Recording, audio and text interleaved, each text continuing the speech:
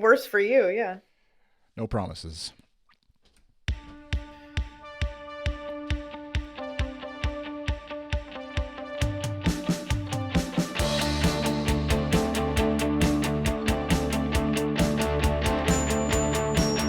Hello and welcome to the YouTube podcast, episode number 77. This is the final episode for 2017, and I've got two folks with me on this musical journey through 2017 to my... I don't know why I do this to myself. I always started... I don't either. I'm just going to say who's on the podcast because it doesn't matter to the audio listeners where they are.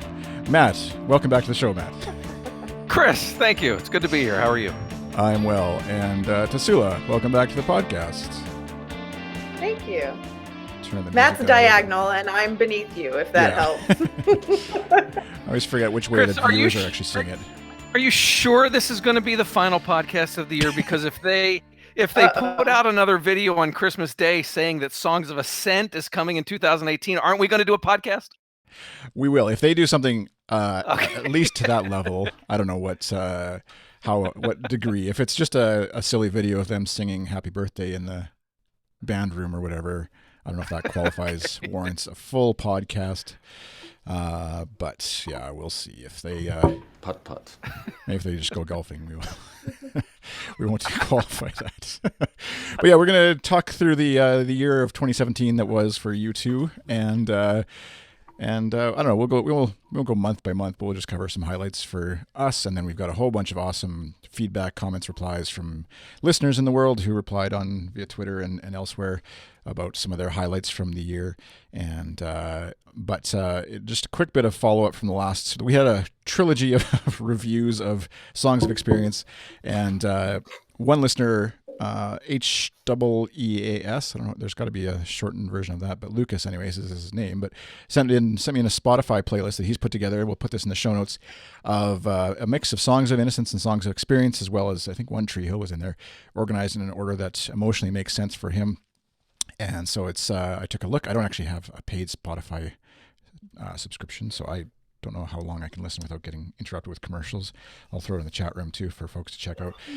But yeah, I don't know. It's an interesting play order, and a mix of songs of inexperience. I was going to say Songs of Innocence, the Plus album, some tracks from there, and yeah, a good little mix of everything. Start kind of blending them all together. So, and Eddie Quinoa's 86. I don't know. We'll say that. Quinoa 686. Quinoa. How about I'm sure that's Eddie what it is. Quinones? Quinones. There you go. There should just be an outtake Cheers. reel of Chris pronouncing things. That's what I want. Yeah. Yes, that's what we need. Yes. Take a drink of your favorite holiday beverage every time you mispronounce somebody's name, and or as the case may be. Hey Chris, I want to clarify. I love the at YouTube pod. I just have a small quibble. Your best thing criticism is valid, but you kept flubbing the line in a consistent way that ironically he found grating. So I was complaining about how Bono said the line in the best thing about you, and complained about the wrong part of it. Sort of flubbed it up a bit, and but he said a small complaint about a wonderful show. So there, now I've butchered your name, so hopefully that is equally That'll be grating. his next complaint. Yeah. We welcome all constructive criticism, and you can send that in, obviously, Twitter using hashtag #AskAtYou2, or just tweet right at me when I mispronounce something at iChris, and I'll generally receive it well, unless I've had a bad day.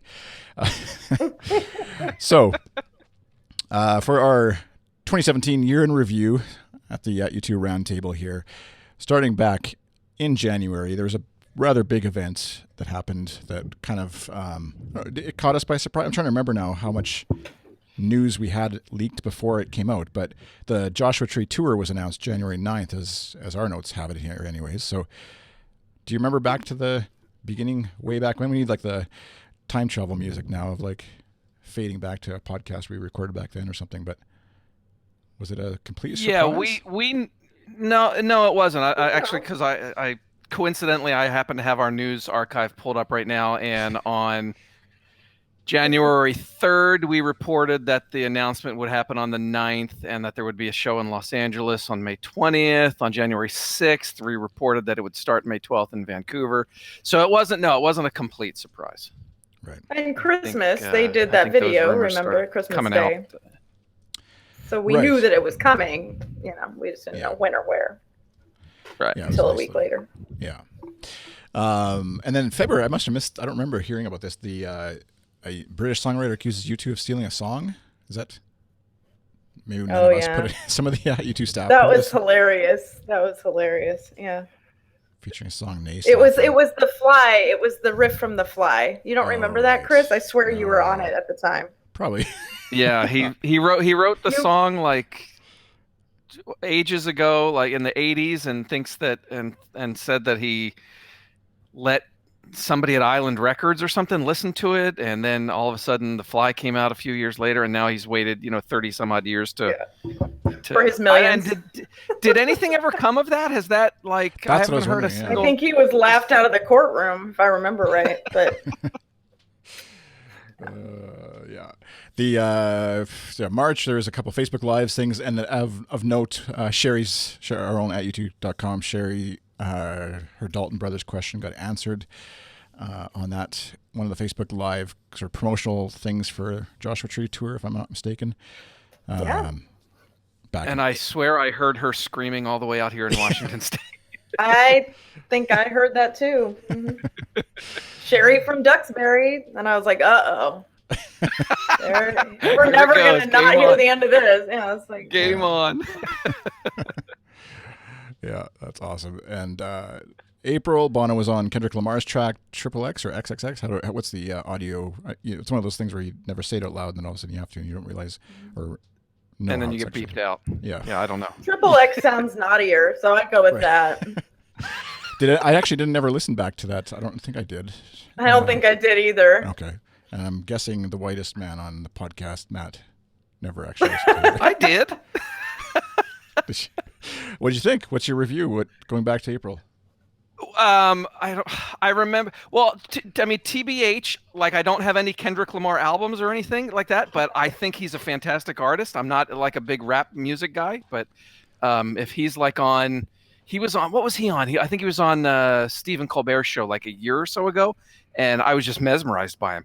So anyway, so I did. I listened to that. I mean, it's I don't know that I would listen to a whole album of it, but it was good.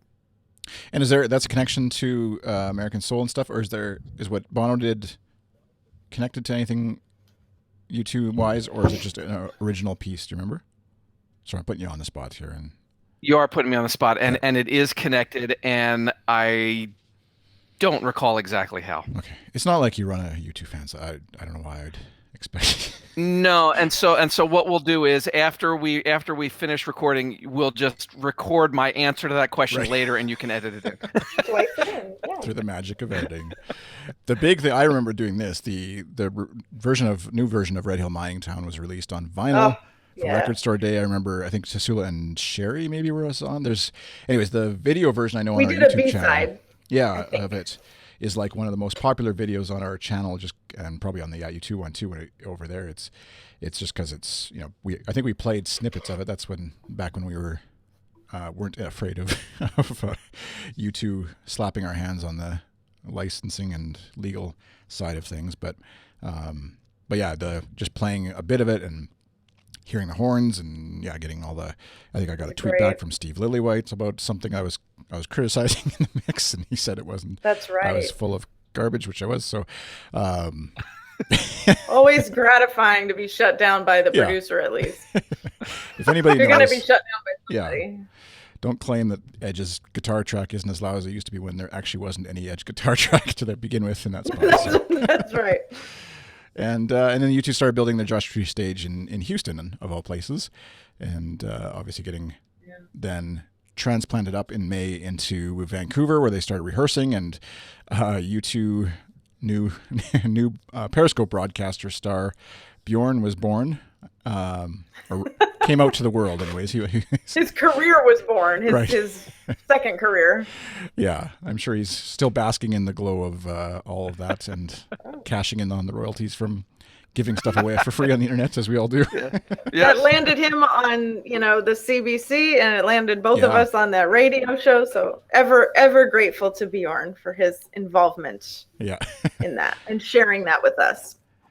Yeah, it was a fun way to watch and get hyped up for what was going to be the opener in Vancouver, which all three of us were at. A bunch of the U2 staff were at. A bunch of you, I'm sure, out in the world were there. I know we said hi and met a bunch of you along the way, waiting in line forever and a day to get into the stadium. In tank top in 40-degree weather, good times. Yeah. 40-degree weather is awesome. That's well, like for you, insanely that's hot. like barbecue weather for you, but not so much. And I'm breezing through. Feel free to interrupt at any point. But I was gonna say you're already at May, and we're only like 5 minutes in. You haven't seen the shortest podcast we've ever done. Slow your roll. Well, you haven't This seen is the just pages Chris of reciting what listener happened feedback. and us nodding along. Like, yeah, that happened.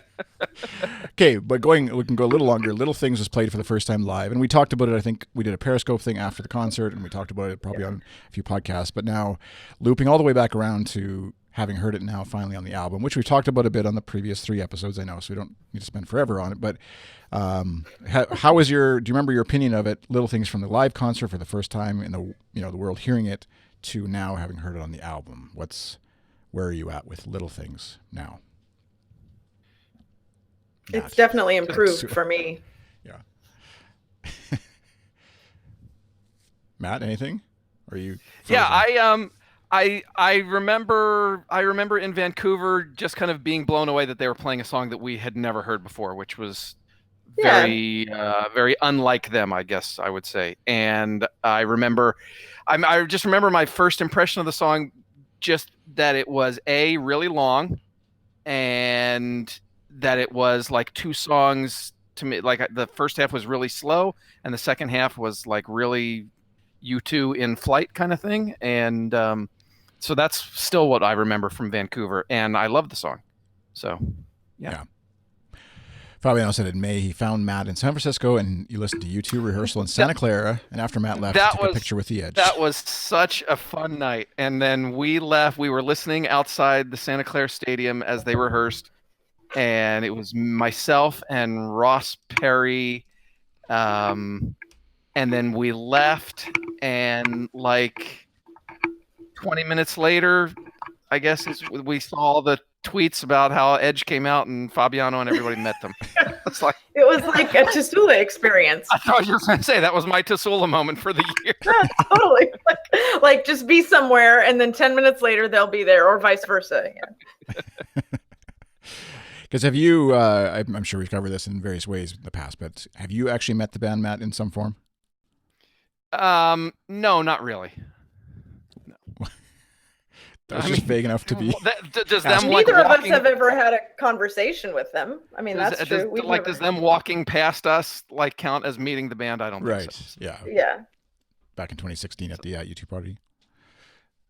Yeah. That doesn't totally count, but it's you've had up close. You've had the opportunity to catch a droplet of sweat off of Edge, I guess. I was close enough to smell them. Let's put it that way. We won't go there. We covered that one at some point in 2017 as well, is what Rockstar's smelling. So we could put that one to rest. And then for the North and Latin America, North America announces, U2 announces 3rd and 4th leg in North and Latin America. I'm reading other people's notes, so I'm deciphering as I go here. But big news, obviously, for the folks down in Latin America to have U2 coming down there on the Joshua Tree tour. And after a heavy fan campaign to get them there, which I swear helped.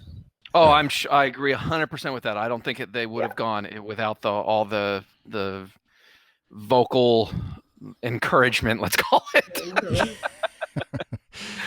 Yeah, plucking at the heartstrings, and having now looked at some of the footage from there, the BBC special obviously was shot a bunch of footage down in there and in Brazil, and like just incredible crowds. I don't know how you could. Obviously, there's like financial either motivation or restrictions and stuff like that, and schedules and stuff. But how you can't want to go back there again after a concert like that, a concert series like they had down in South America, it's Latin America too. It's just incredible. It's a bucket list item, I think, up there for me anyways, with going to see U2 in Dublin, which obviously has its own special sort of thing. But Indeed. Adam Clayton was honored at the Music Cares benefit or promo or concerts, and U2 did 3 songs with him there. And he gave a really wonderful speech, didn't he? Wasn't that the night he gave the wonderful speech about his alcohol issues over the years? And I remember just thinking, man, that guy I'm so happy for him, and he seems to be in such a good place in his life. And that speech was just fantastic. Mm-hmm. Yeah, you see him on that. I'm sure the BBC special will come up a few times, but seeing him walk, is her name? Kat Deely, walk her around the backstage area a bit, and just like he seems really just chill, relaxed, having a good time, not a worry about playing in front of 100,000 people or whatever. And shortly later after that, so really enjoying life and enjoying U2's stage right now. That's for sure. So living in kimonos. Yeah. Why wouldn't you enjoy life if you were wearing a kimono all the time? I mean, that's coming to his own. That's for sure. It's kind of like, I think, he gets older. People get older. They stop caring even more than they did before about what people think of them. And dude, I'm there. So yeah, it's so true. Yeah. Break out the kimono. They did in July. They did a Blackout video shoot. So under whatever NDA or something, some sort of agreements they must have signed with fans who got to appear or got to go to the video shoot, and appear in the concert footage, and which later made its way into a video promo for the Blackout. And someone noted here that they also did the Best Thing video there as well, but we still haven't seen any footage from that. Is that? I think that's correct. They did. They had the gal wearing the jacket, right? With the lyrics on the back of it, on the back of the jacket, and she was like walking around the Amsterdam Stadium, and there was the video shoot with all the signs that we're shooting a video. But to my knowledge, I don't recall ever seeing any of that anywhere. And Beth in the chat room says, didn't he have a baby? Is that this year that Adam had a baby? Was that in 2017? Yeah, because Bono announced it from the stage and got a not so happy look about that from Mr. Clayton. That's right. Oh, really? He was not supposed to announce it from the stage, apparently. But it's like, congratulations, bro. Like, dude. Yeah, it's not the first time I'm sure he's shut his mouth off. It won't be the last. Where he gets a look from another band member. And in August they sent out U2, which I don't know if is there any sort of like I don't know whether you call it guerrilla marketing, grassroots marketing, or whatever, just where they sent out letters to random fans to sort of promote and build awareness for the Blackout coming out, which they premiered on Facebook later.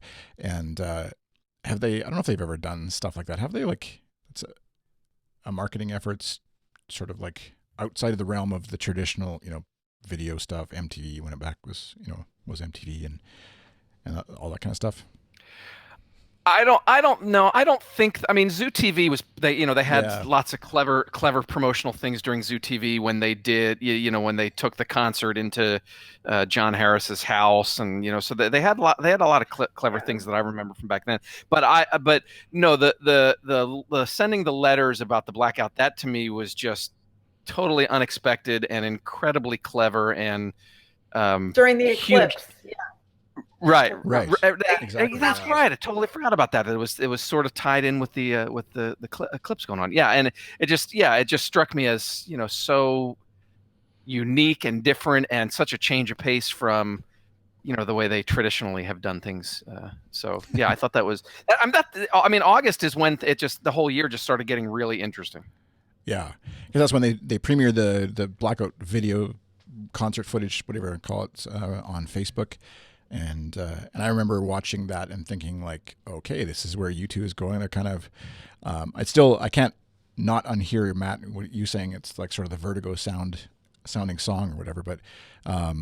But being impressed that they were sort of going still after that sort of rock edge, I guess, pun intended, with the new material, and that they were promoting it already even while in the midst of the Joshua Tree tour and stuff that was going on at the same time. So, yeah. Any thoughts on do you remember back to the video coming out and sort of thoughts back then, how it might relate to what you were going to hear on the album?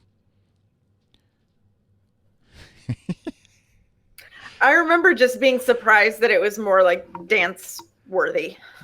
Right. coming out of Innocence, I didn't expect such a pop-ish sound. Right. I'm just gonna have lots of awkward pauses on this episode. So. Why are you laughing? Well, I'm thinking like I'm freezing up every time there's a pause. I'm like, but usually we're fighting to talk to each other, and now we're like so polite. Who've never, the Canadian is rubbing off on you guys. That's people who've never done like a podcast interview thing don't recognize how awkward it can be having like a conversation over Skype or whatever this kind of stuff is, because you're like, I think they're done. Oh no, they're not. That was just a Skype delay, or they're actually still talking, and so I should wait. And then hopefully I fix some of that in edit. But the Best Thing single came out in September. The song was performed on the Tonight Show, which they haven't been on. I thought they'd actually, in hindsight now, I thought they'd maybe hit the Tonight Show on their New York SNL, that kind of tour, but they didn't this last month here. But the St. Louis concert was canceled, right? Which I was there for that. I can recall give us a being report locked down in my hotel room. Thank you, Riots. That was good times. Meeting a fan I knew only from Twitter, and she and I snuck out of our lockdown hotels and went and had pizza. So that was fun. I mean, I got to meet a friend that I'd never met in person. So hi, Sue. But yeah, it was incredibly disappointing because they didn't cancel it until, what was it, the morning of. I mean, the night before, we were at the venue watching them carry equipment in. So we were like, oh, we're good. They've got it taken care of. And then their police could not handle the capacity that they would have needed to protect us. So it was a good call for them to cancel it, but it was super disappointing because we had already gotten there, obviously. And it's cool that they have St. Louis a St. Louis date on the tour next year. So. Yes, I'm gonna try again. So hopefully I'm not the jinx. But if I am, sorry, I got a ticket. Gonna be in the seats this time, but whatever. Block Tassoula from going to St. Louis if you think there's any X or whatever. I used to live in Missouri, so I figured it's a good destination. But yeah. Yeah, Beth in the chat said, I think the song sounds, the Blackout sounds like the Spider-Man soundtrack, which could be some sort of residual That's kind vibe. of true. Yeah, I could agree with that. And the interesting thing about when they cancel concerts like that, like you obviously get your ticket refunded, but obviously any sort of travel you've made, hotel maybe, all that kind of stuff. It's just like, that doesn't come back to you. And I actually had... So this is where salt my wound, Chris, my wound. No, this is where Sherry is the hero of the story, because I actually had VIP tickets for that show. That was the one show I splurged on because I was there by myself. I have friends from college that still live there, and I was meeting up with them outside of the show. But as for the actual show, I was going alone. And so I didn't want to do the GA thing. I splurged. I got a VIP ticket, and then it was canceled, and they refunded very quickly. I mean, that's one positive thing. I think that night or the next morning we had our money in our account. So it was very, very fast. But there's a gift that you get with the VIP package, which was 80% of the reason that I got the VIP tickets, because I wanted that harmonica really badly, and I wanted the book. And that didn't come back, and I emailed. We had a contact that we could email about the VIP situation when the show was still on. I emailed said person and never got a response. So for my birthday, Sherry surprised me with that VIP gift, which was incredibly nice. Wow, that's awesome! Isn't that sweet? It's like anybody who doubts that we're sisters at the end of the day, we are. We're like real sisters. Yeah. Yeah. You fight like sisters, and we fight like for sisters, each other. and we love like sisters too. There you go. And then the tour, that part of the tour, anyways, ended in San Diego. October saw the which Matt and I were both there for. Oh, sorry, yeah, I'm just skipping over because it doesn't matter to me. But if you guys were there, that's where we got the acoustic that was so good. The acoustic of, what? Oh gosh, we were just talking about it. You're the best thing about me. Yeah. Oh, right. Okay. I thought maybe there's some acoustic guitar that got given away that I didn't hear about. That was the VIP gift for San Diego. Yeah, that was what you missed, Chris. No, and Beck was the opener. Beck was such a great opening act. Right. He played for like 3 hours. He was fantastic. Gosh. Are you? I take it you're not a Beck fan, then, Matt. No. I enjoyed him. I thought he was one of the better openers I've seen. He played much longer than I expected him to play. Gotcha. So. Sherry says you're welcome, by the way, in the chat there. So Thank you. She's listening along. And the Get Out of Your Own Way video shoot was done in Mexico City. That's what we just it was just released, right? Or no, have we seen? Yeah, that was just came out recently, right? I'm talking out of my. Did they don't know release that? I don't. If they did, I missed it. But I thought we saw a preview for something. Maybe I'm mixing up. I guess maybe they haven't. I've been a little out of touch for the last week or two, so I could have possibly missed a Get Out of Your Own Way video. So I feel like they're releasing stuff like twice a day right now, and it's hard for me to even keep up. Yeah. Right? Like we whine and whine, like you guys need to be more active on social media, damn it. And then they're like there all the time, and I'm like, slow your roll. I don't even have time to watch this right now. It's a week before Christmas. Chill out. Yeah, Sherry's in the chat. Sherry's paying attention. She says it's about to come out. They did preview it on somewhere, Instagram or wherever. I know I saw a little bit of it because I remember seeing there was like behind the scenes video from some fan who was there posting footage of it, of them performing with all these, this crazy stuff going on around them. And then the actual video was promoted recently, but yeah, it actually hasn't been released. So, okay, there you go. Well, I'm glad I didn't miss that. Then that's cool. Yeah. If you did, you wouldn't have remembered it, and it would have been brand new all over again anyway. So that's right. That's the benefits of getting old. The band performed on the Brazilian TV show Fantástico. I'm guessing Fabiano maybe came in and edited our show notes to throw that in. Is that? No, actually, I put that in there. Okay. All right. That was cool. I think Fernanda did a write-up on that, I believe, at the time. I think two of them actually. Yeah, the show when it was recorded and then when it aired and all that sort of stuff. Yeah. Mm-hmm. And then the Latin South American tour began and ended, I guess, in October. And November they announced Songs of Experience was going to be coming out in a month, in December 1st. They won some awards. Feel free to interrupt me at any time. The 9-song performance in Trafalgar Square. Black Friday was. We're getting Black Friday's later in the month. You don't have the notes in front of you? I do actually have the notes in front of me. But there it is. A Black Friday Blackout right there. Come on now. Oh, we're getting there. Wasn't Don't there worry. Yet. Yeah. My bad. There's a little item of pre-sales FUBAR. I don't remember anything about that. We'll just keep going. Do you guys remember anything about pre-sales? That was my description of it. I thought that kind of summed it all up. Pre-sales were FUBAR. Yes, we're all in recovery mode right now. I had a tweet. We're all still trying to get tickets. Are you kidding? Yeah. I had a tweet that went around the U2 world today because I just was like, after watching the BBC thing, I tweeted out something about if U2's marketing folks were paying attention, they just bundle that up and give it to U2 fans or U2 subscribers as a gift and just say, here, sorry for that whole thing, and here you go. And I think a lot would be forgiven. Not all of it, maybe, but a lot.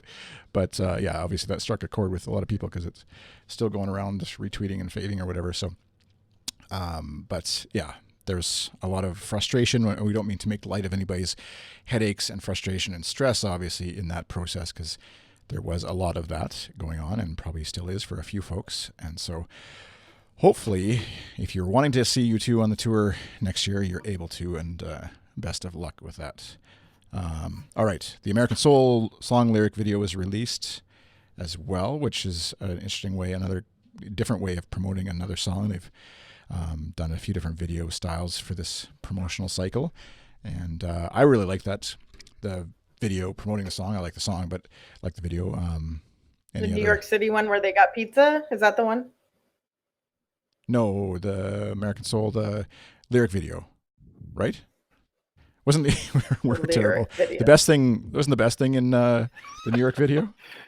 We should consult a YouTube podcast.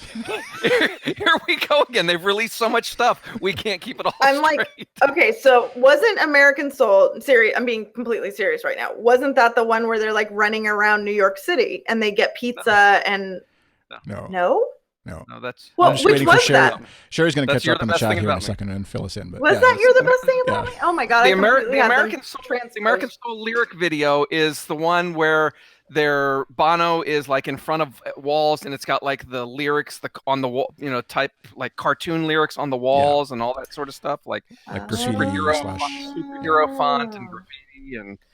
Oh, you're right. Okay. Whew. Yeah. Wow. Yeah, Beth and Sherry are following up. Too much. Too much stuff. I saw that all caps Beth Highline. Yes. We'll get to that. We're not at December yet. We'll get to that. Yeah. And they had songs of experience listening events. I mean, that I don't know. That's like they've been doing that for 2 years now, haven't they? Songs of experience listening. No, this was with fans though. They actually did. We have our own. Right. At the end of November. Yeah, was at one. And so Black Friday Blackout, which I just skipped over. What were you wanting to say there, Matt? Nothing.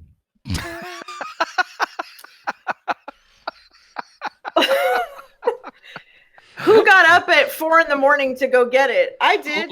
Literally, I got to tell you, this was. I didn't participate. This is the first. This I've been thinking about this. The strangest thing, like the Joshua Tree re-release, first U2 album in forever. I didn't buy the Black Friday Blackout single. I decided, like 3 days before, right before Thanksgiving, to the hell with it. I'm not driving up to Yakima for this.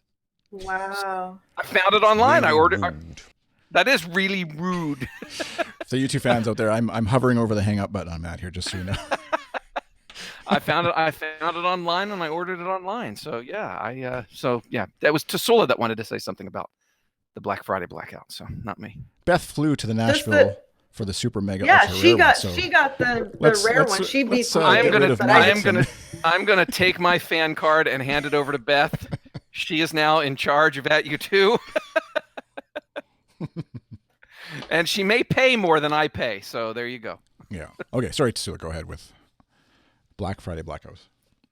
I mean, I don't know what's left to say. I've said it like 3 times. I got up at 4 o'clock in the morning, and I went and got and I was also there for the McCartney. I'm going to be completely honest. Maybe I wouldn't have gotten up at 4 if Paul McCartney hadn't also been part of that morning, but I had to have that, so I did.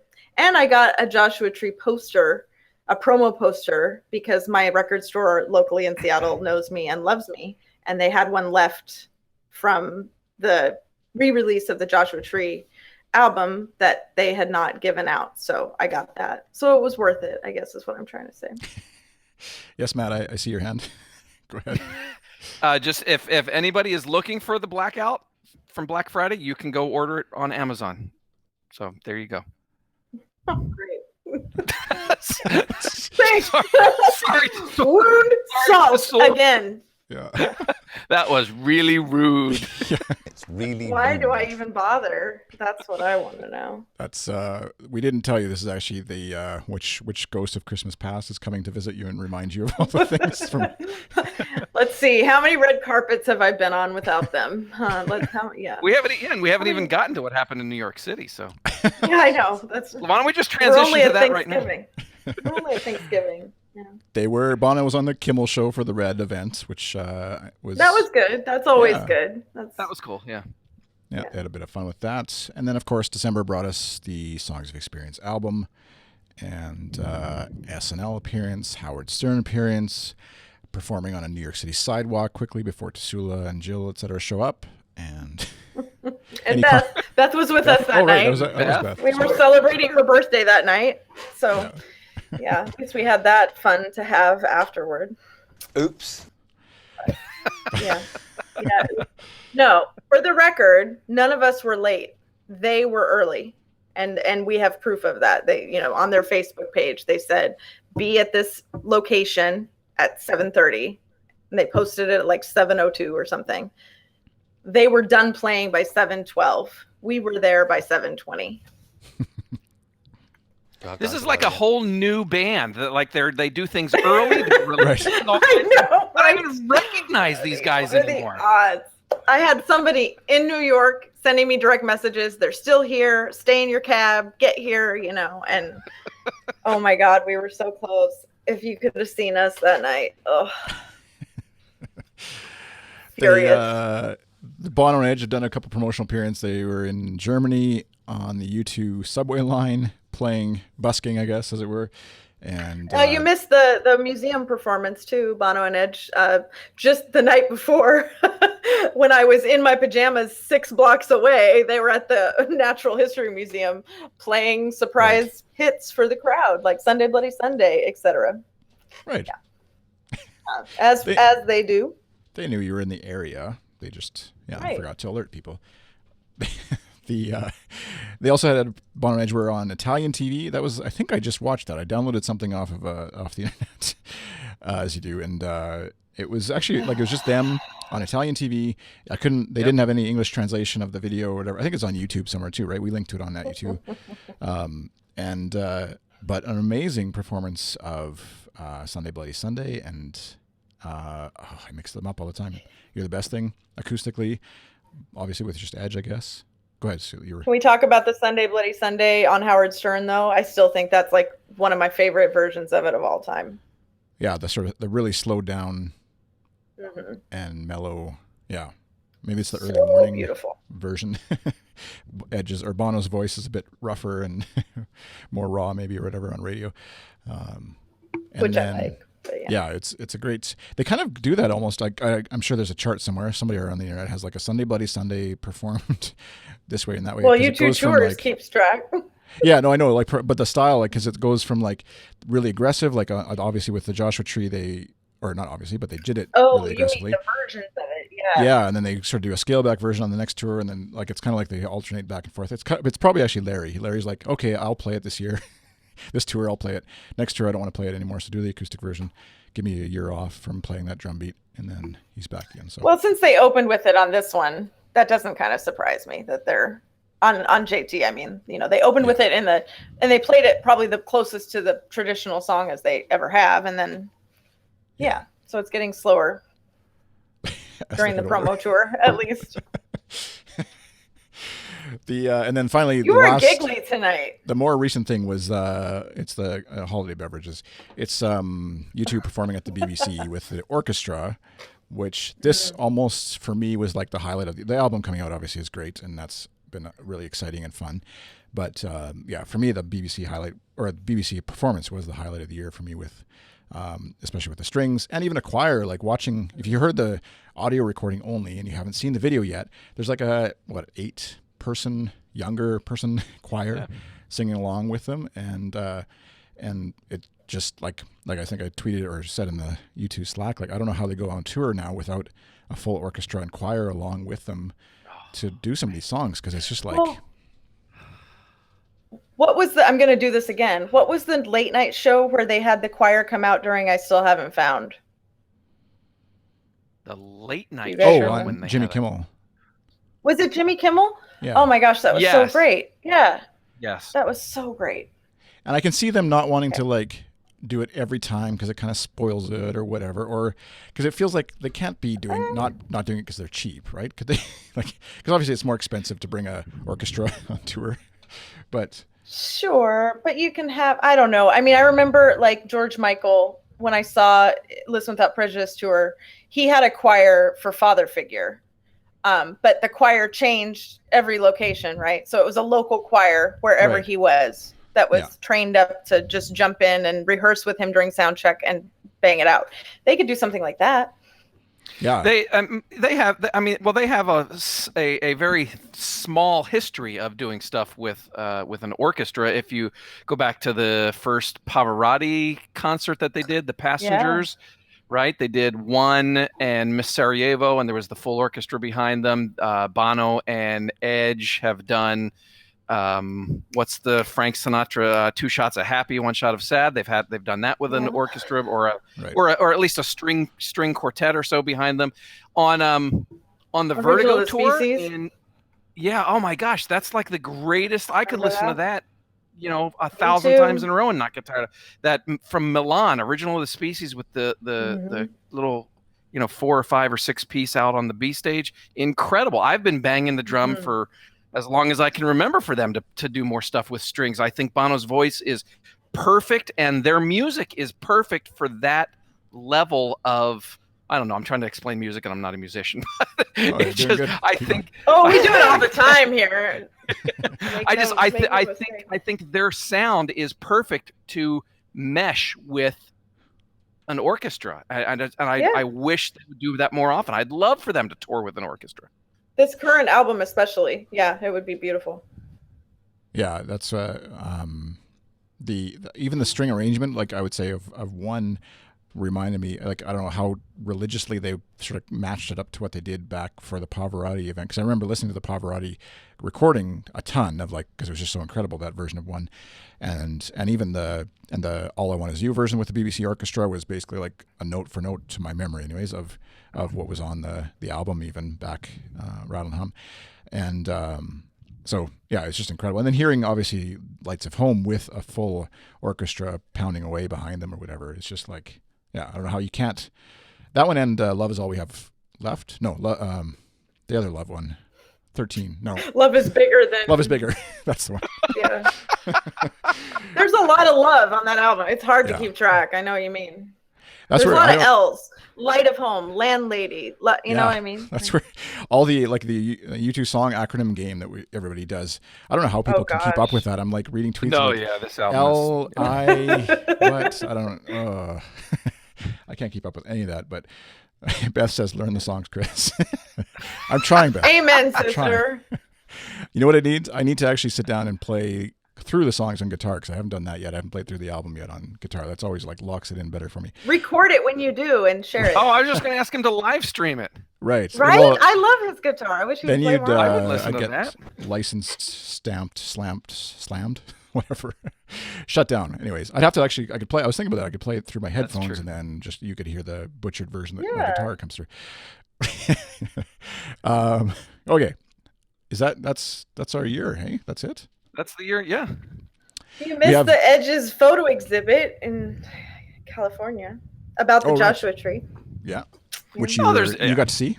Yeah. I was there. And interview and Mrs. got The Edge. Spoke with the wife. Yeah. Yep. Yeah. No, it's a cool, all joking aside, it is a beautiful exhibit though. It was a beautiful exhibit. It's over now, but. Did you get a chance to ask her about what happened in New York City? No, but I did lament. I did share that I came very close to seeing them, and she kind of winced and was like, "Oh, I'm so sorry." You know, she was, but it's not her fault. She wasn't even there. No, I know. No, I didn't. I didn't go into anything about their habits except for social media.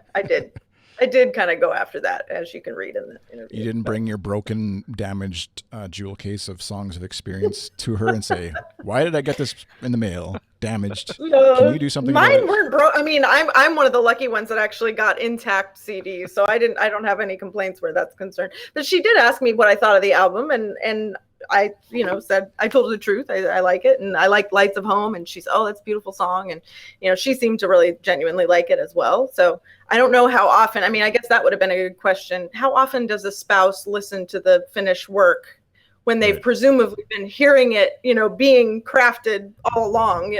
Does it get old? I mean, I can't imagine. And if you don't like it, would you tell your husband? I would hope she would, right? I would think so. Maybe that's what Bono was talking about. I certainly got the sense that she really, really did like it, though. She seemed very moved by it. Like it was. I think the word she used was beautiful. It's a beautiful album, So yeah, that's good. Yeah. Yet again, just to be a fly on the wall in some of their recording processes, writing processes would be amazing. So. Yeah. But don't get any idea that we're done the podcast yet, because we have a ton, listener contributions, a lot of awesome listener contributions. So I don't know, we can take turns maybe reading, or I'll run down them and you throw some comments in, or whatever we do here. But so first of all, I got a contact from somewhere, I guess. I don't know where he actually found me. Nothing creepy, but just emailed me somehow. And Stefan, I think is how you pronounce his name.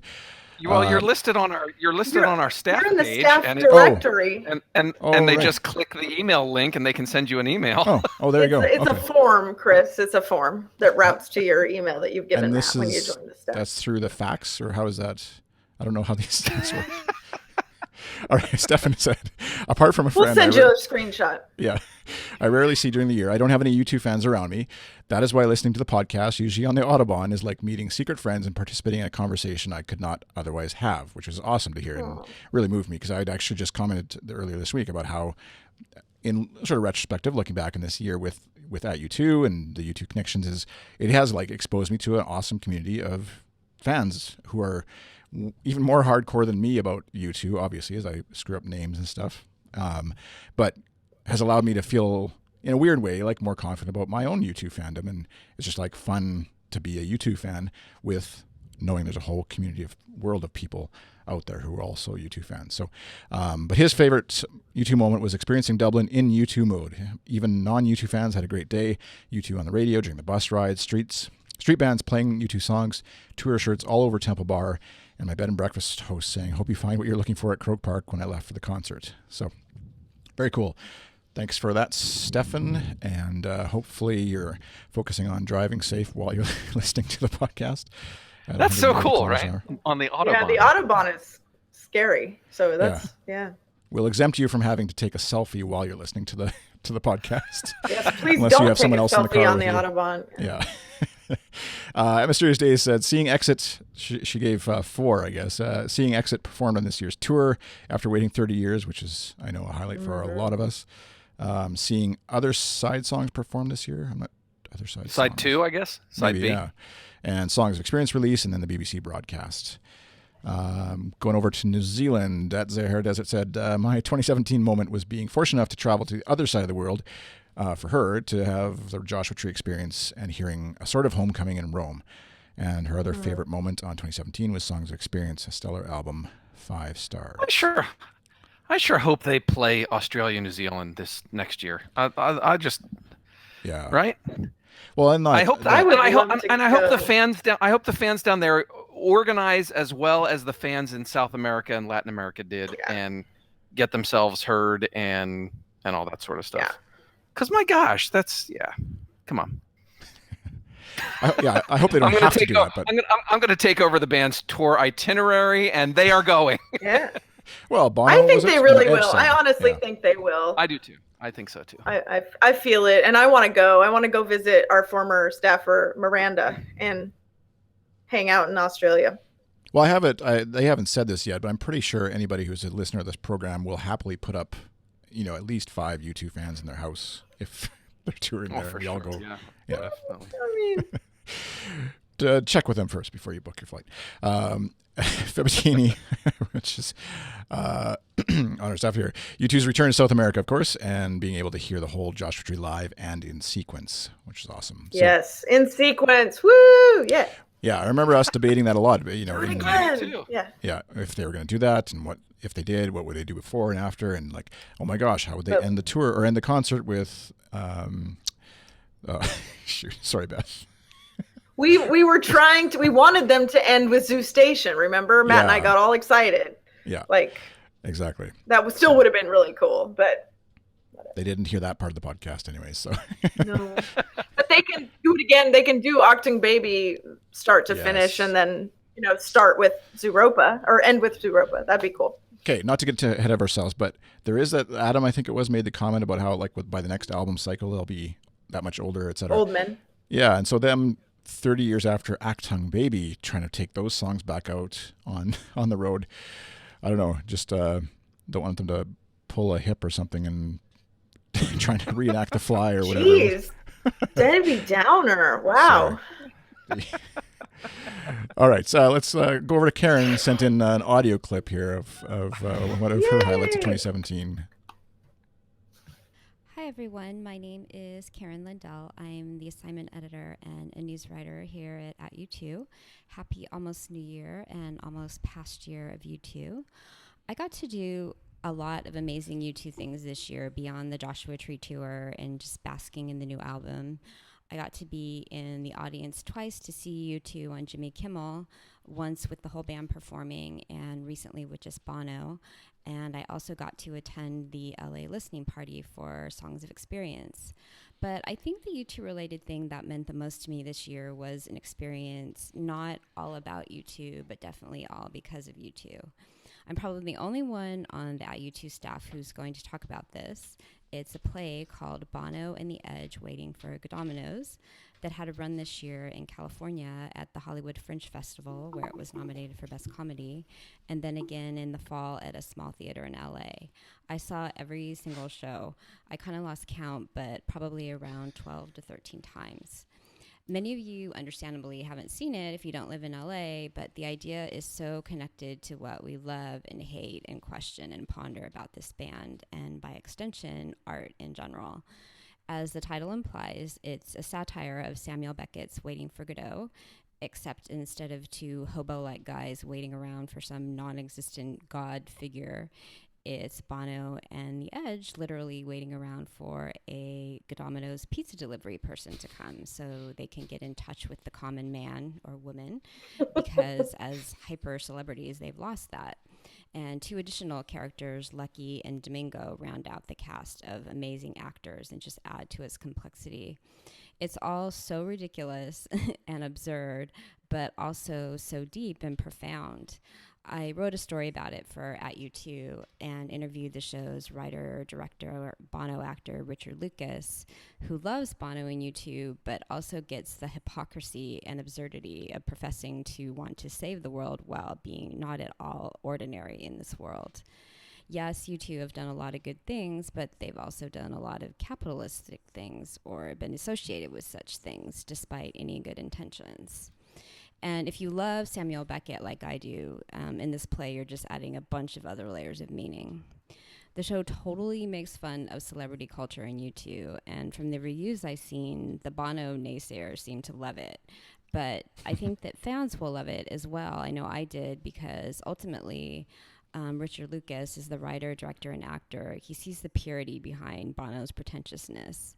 Waiting for Domino's has a lot of life left in it. Details will be revealed more in the new year, but the actors are looking at potential performances in San Francisco, New York, LA again, and maybe even at the U2 conference in Belfast next summer.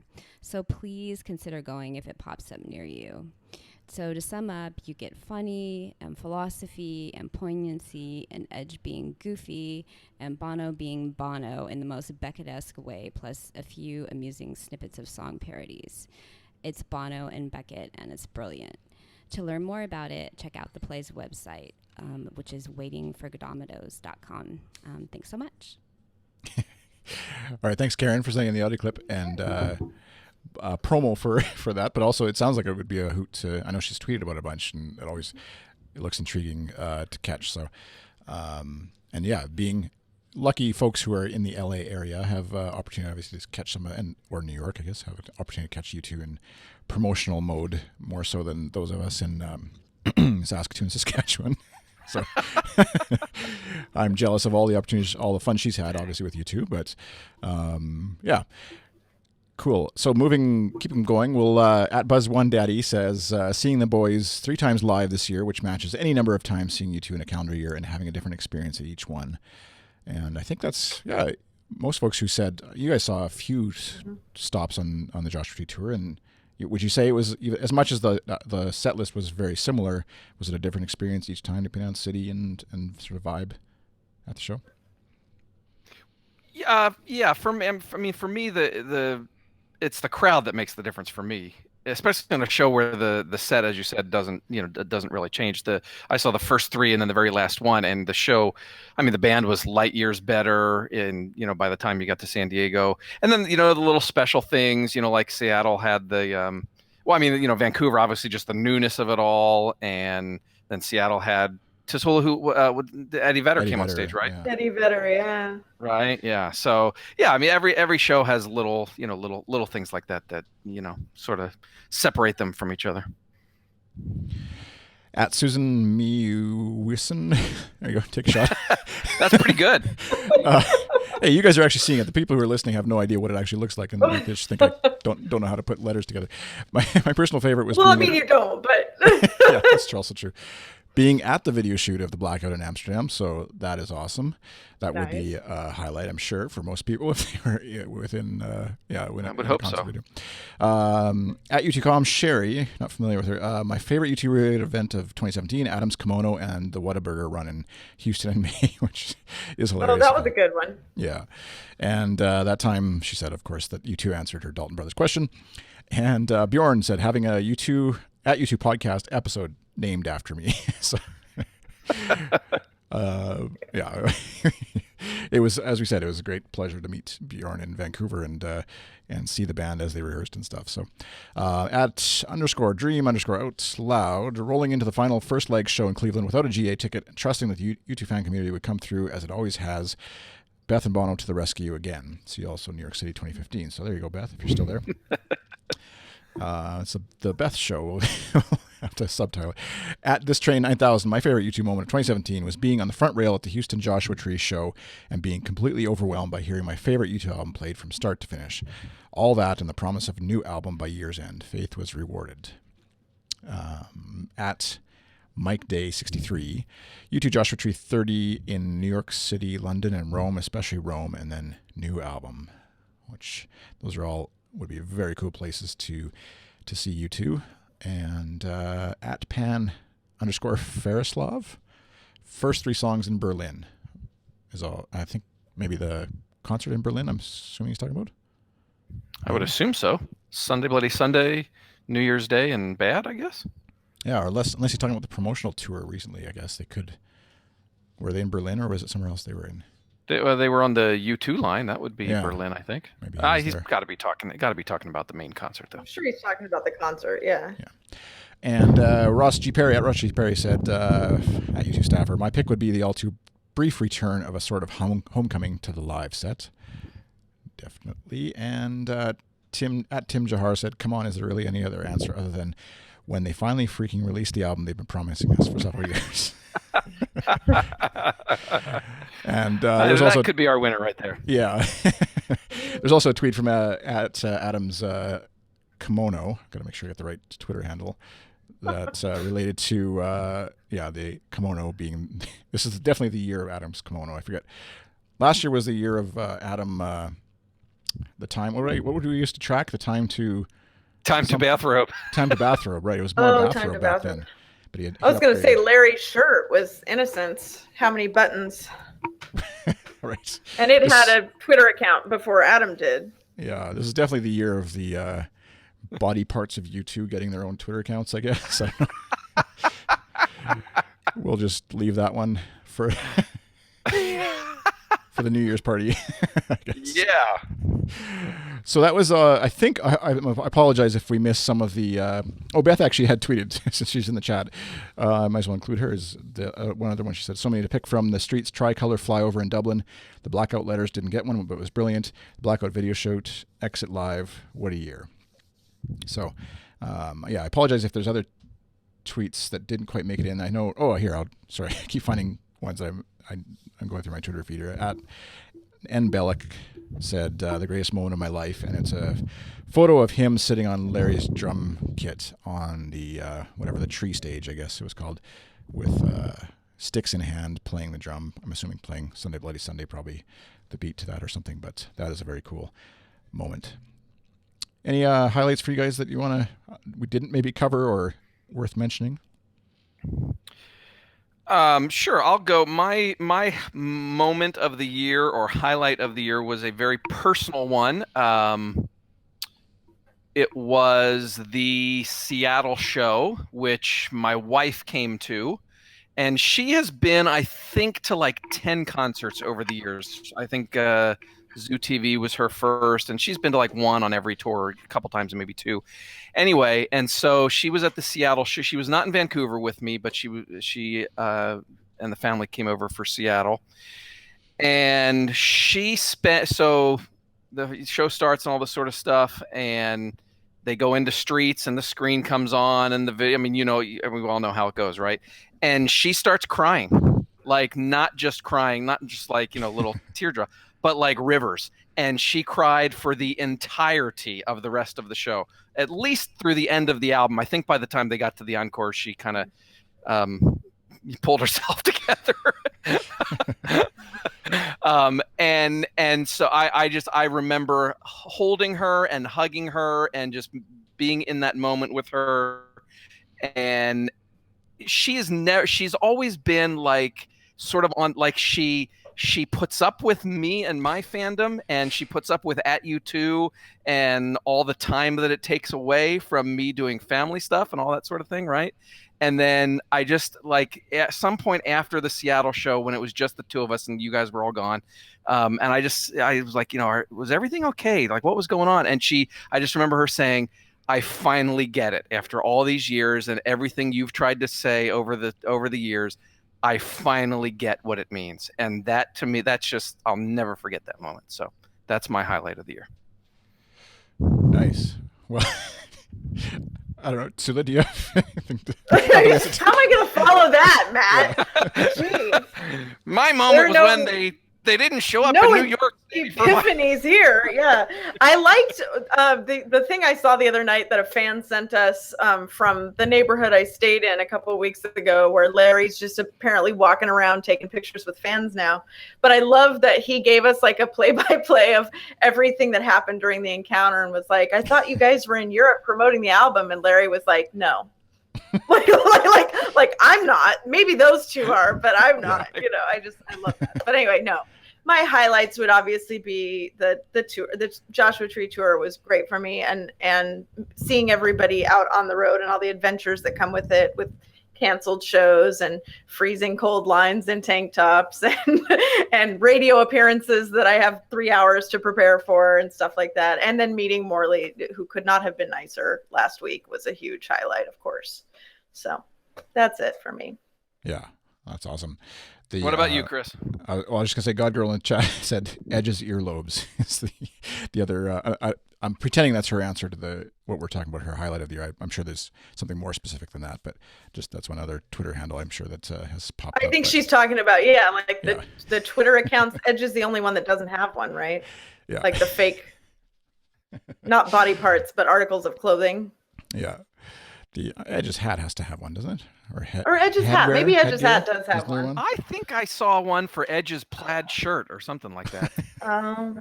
If there isn't, there probably will be by the end of the podcast. By the time they finish listening to this. What's your greatest moment, Chris? Well, I was definitely the Joshua Tree tour, and seeing that tour, and seeing Exit and Mothers of the Disappeared, and songs that I never thought I would see live, like let alone hear them play live again. That's sort of been my typical experience of U2 live, is just hearing it after the fact, recordings or whatever. But actually getting to see it live and hear it live and see it play live was a highlight. And then for sure the new album has been, it's one of those unexpected blessings, I guess, in terms of just life and getting it when it came out, and loving it as much as I have. And I know lots of U2 fans have a variety of experiences with the music, and it's maybe a little bit of what they like, a little bit of what they don't, and for whatever reason, for me, it's hit almost all of the high notes for me, and so it's been kind of just a wonderful gift to have just on repeat, basically, and then, like I said, the BBC special kind of just cemented it for me, the songs on it, as highlights of this year in terms of music and stuff. So and good, looking forward to, I'm going to see them in Montreal next year, so that's an exciting opportunity to go again, and whatever I hitchhike or fly or whatever we end up doing to get out there, and seeing all the folks who are going to be out there in Montreal next year. And obviously we'll talk about the tour ad nauseum, I'm sure, on the podcast next year. But that's definitely the highlights for me. And even just this podcast, like I alluded to earlier with Stefan, his comment, kind of just encapsulated what doing the podcast, being involved with @u2.com, being involved with the community at large through Twitter, and getting replies from people when in the past, I remember years ago tweeting about U2 stuff, and I just wasn't plugged into the same community, obviously, as it happens, and getting nothing in response. And now if I tweet anything about U2 or a gif of Edge smiling or whatever, it just, like, seeing a ton of people like it and share it and talk about it and reply and stuff like that. And not that it's about the numbers, but just that there's other people out there who are loving on the same thing, the same band that I do. And that's an awesome thing. So yeah. This has been a great year for the podcast, mainly because of you. So thank you for that. Amen to that. Really have. And Yeah, and I pointed out before we started recording, this is the 31st this year, which I think is kind of remarkable. That's like more than huge. one every other week, and just to be able to keep it going as well as we have, and awesome, Chris. You've been fantastic on this. Yeah, no, it's always fun, and it's a little bit like herding cats sometimes, trying to get everybody together lined up at the same time, but a little bit. Or it's like everybody wants to do it at the same time, or like nobody wants to do it. And it's like, feast and famine. Jungling around, yeah. As Sherry said, putt. Oh, that's one thing we didn't mention was the Omaze contest that's still going on. Right. You can win a chance to play golf and have a pint with U2. Mini golf, for short. For $10, minimum $10 donation. In Germany, they call it Bannengolf.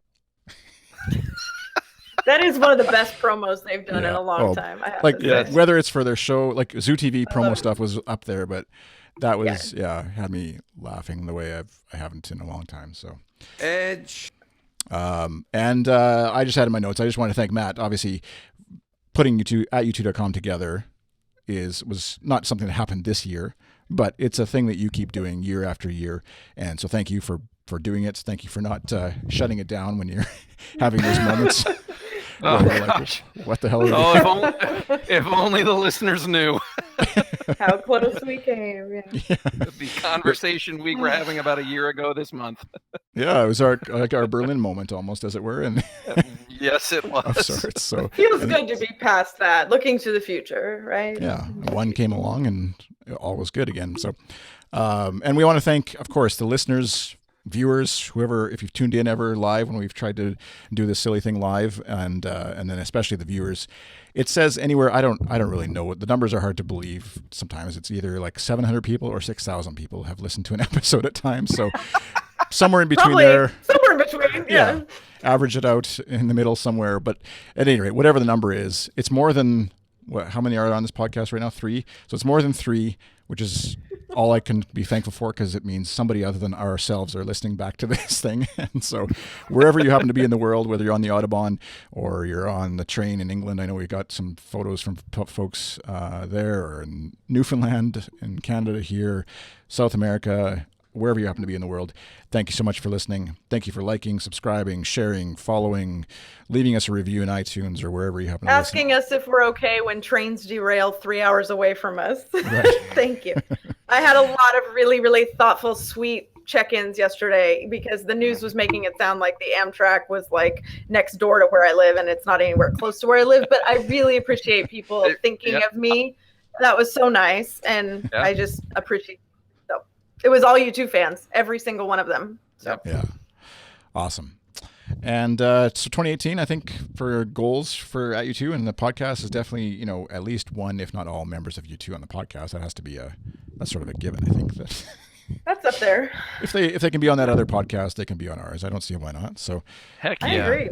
And after having seen the BBC special and their backstage amenities, that my office here is pretty comparable. I've got crappy sort of random curtains hanging behind me. Yep. Yeah, maybe not white. You can hang a kimono. You have a spot back there. I see it on the. You could hang a kimono up right on that wall for him. Yep. There you go. Make Adam we could fulfill their rider. It's not that extensive. I saw it in the Irish Rock and Roll Hall of Fame. Yeah, there we go. So there, gauntlet's been thrown down, U2. You have to respond. But at any rate, we are the At U2 podcast. You can find it on Goodstuff.fm/ATU2. This is episode number 77. So we'll be off for probably 2 weeks unless they do something crazy here over the holidays. And okay, you joked about at the beginning. What do you seriously think something's gonna? No, seriously, I have no. That's not based on any like inside info or rumors or anything. I just, because they did it last year on Christmas Day, and we all woke up and we were like, oh my gosh, we have to work on Christmas Day. They made an announcement. Who's gonna type this up? They do something. I mean, they communicate the week of Christmas, because like the year before that, Bono wrote that ABCD, that alphabet letter, right? That was that week or around there. So we may hear from them. It would be nice to hear from them, but yeah. They'll probably be the Christmas Eve busking. They'll probably be the day after Christmas, day at the races kind of thing. Boxing Day, yeah. Yeah, we'll see if they do that this year. Last year, we don't need to do a podcast about the day at the races, though, do we? No. Guardrail in the chat says, "Don't jinx it." What That's people I was going true. to say, what Good people point. listening to Matt say he doesn't have any insider information, what they can't see is he's actually crossing his fingers and. No, I'm just kidding. Behind his back, yeah. Yeah. No. Yep, So that's right. we'll look forward to whatever they do, and of course check at youtube.com for all the details. Twitter.com/ATU2, Facebook.com/ATU2com, Instagram.com/ATU2com? Question mark? Yeah, I think so. I'm gonna write out all of these for you in I have every them. show doc. I think. I have them in the show note. I just chose not to look at it this time. Yeah, ATU2com. And I think that's it. Going around here, Tassoula, where can they find you on the internet if they want to congratulate you on 2017? On at YouTube or on at YouTube on Hey. Twitter. I'm at Tassoula. You can find me in the staff directory that Chris doesn't apparently know exists on at YouTube as well. You can email me there, or you can find me on Twitter at Tassoula. The handle is correct on my video screen here. Some people call it crazy golf. And Matt, how about you? At Matt McGee on Twitter is the best place to reach me. You have to try new things. Merry to keep the Christmas to relationship everyone fresh. and Happy New Year, etc., Sorry. etc. Edge cut you off there. Sorry, I thought you. You have to try new That things. was to keep the really relationship rude. fresh. I'm iChris on Twitter, and thank you for listening. Thank you for watching. If you can do us a favor, twitch.tv/goodstuff_FM. Go there, hit the little heart thing above that tells you to follow us, sign up for accounts, all that kind of stuff. We'd really appreciate it. Also, iTunes reviews, if you're over on there, that helps let people know about the show. And I think that's it for the promotional stuff. Thank you for listening. Thank you for watching. Have a great 2017. Have a happy holiday, and we'll see you in 2018. Good. Bye.